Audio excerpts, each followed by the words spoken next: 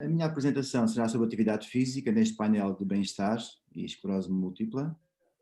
Eu vou acompanhar a minha apresentação com conteúdo, com informação, mas também com algumas imagens que eu espero que sejam inspiradoras para vocês, aí em casa, onde se encontram.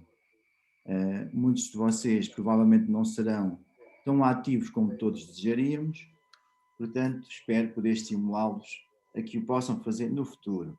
Aqueles que já são ativos, espero que o continuem a ser. Portanto, em relação aos benefícios da atividade física, eu acho que hoje em dia é um daqueles assuntos que todos conhecemos. Portanto, os benefícios são imensos, ao nível da prevenção e do controle de um conjunto muito grande de doenças, condições, mas também ao nível de elementos ou de aspectos como o bem-estar psicológico, a funcionalidade, a saúde mental.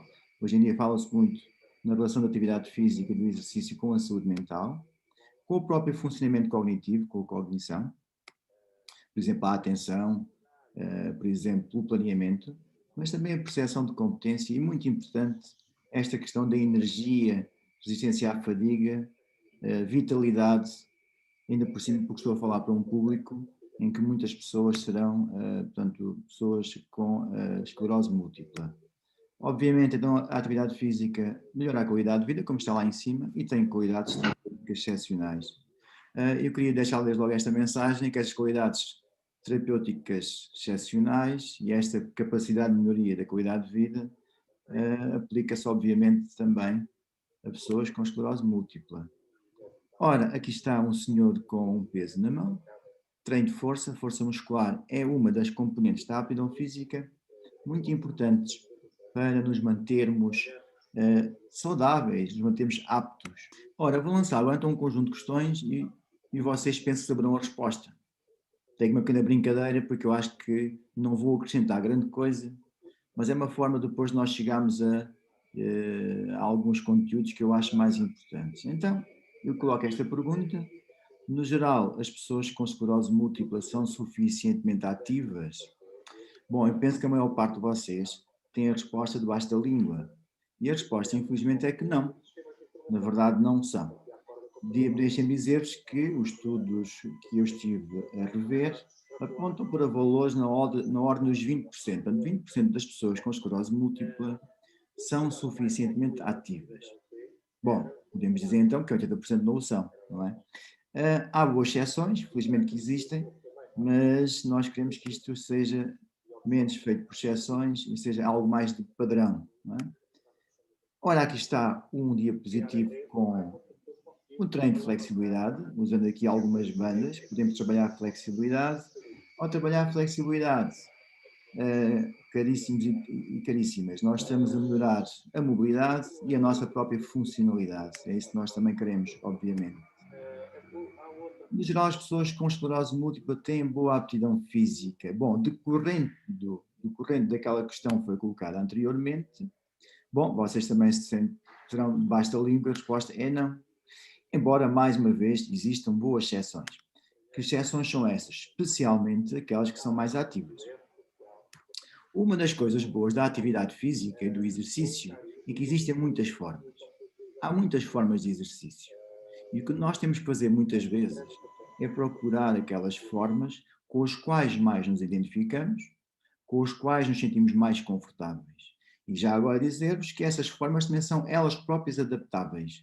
Por exemplo, eu posso manipular questões como intensidade e volume para dar resposta às características de cada um de nós.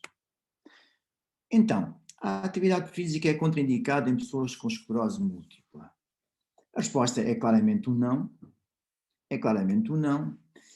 Eu tenho aqui embaixo esta pequena nota, embora infelizmente ainda possa existir alguma desinformação. Às vezes tem a ver com a questão dos sintomas associados à doença e que em alguma página da internet às vezes poderão encontrar uma informação que não é propriamente a mais correta. Mas a verdade é que não é contraindicada, antes pelo contrário, ela é mesmo indicada. Ora, nesta imagem temos as pessoas, portanto, numa atividade aquática, em grupo. A atividade aquática tem vantagens a vários níveis, desde logo ao nível da resistência, mas também da força. E tem um aspecto importante: se a água tiver uma temperatura que seja uma temperatura adequada, um sintoma como seja o sintoma que tem a ver com o aumento da temperatura corporal, que às vezes está presente nas pessoas com esclerose múltipla, pode ser controlado. Portanto, lá está, procurar a atividade com a qual nos identificamos e que responde melhor às nossas necessidades. A atividade física é benéfica para pessoas com esclerose múltipla. Eu diria, eh, não só ela não é contraindicada, como estava antes, não é? Mas mais do que isso, ela é mesmo aconselhada. Ela é aconselhada. E também diria mais, felizmente, a maior parte das pessoas com esclerose múltipla já tem esta noção. Nem sempre foi assim. Ora, mais uma imagem de uma atividade, neste caso que trabalha especialmente o controle postural e o equilíbrio. O equilíbrio é um dos elementos fundamentais da aptidão física que deve ser trabalhado em pessoas com esclerose múltipla, porque uma das questões importantes no trabalho do equilíbrio é claramente a prevenção da ocorrência de quedas. Ok, então nós temos benefícios que são muitos, são mesmo muitos, os benefícios da atividade física, mas temos infelizmente comportamentos de atividade física que não são aqueles que nós desejaríamos. Bom, haverá alguns fatores, obviamente, algumas barreiras por detrás desta realidade. Ah, recomendações. Quais são as recomendações de atividade física para pessoas com esclerose múltipla?